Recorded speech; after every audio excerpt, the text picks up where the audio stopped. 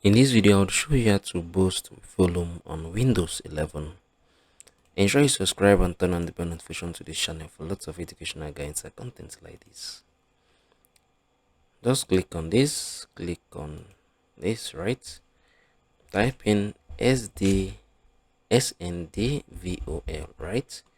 Once you have typed it in, you're gonna click on this open. Once it has opened, this is our Windows 11. These are all the volume mixers, right? Like these are every devices that carry volume and sound here on our Windows 11. So you can come on here and quickly adjust anyone, right? You can increase, you can reduce, right? So it's very easy. I think once you're done with here, you can just click on this, right? Ensure this is turned on, right?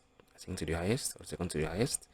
Then you can click on this, click on the settings, wait for it to load up. Once it has opened up, click on the sound, right? From here you can see everything. You can increase this to the highest, you can increase it to the highest as well. So yeah, I think this is basically how you can do this here on your Windows 11. If you found this video helpful, share your thoughts below in the comment section. Thank you guys for watching through. I'm gonna see you on the very next one.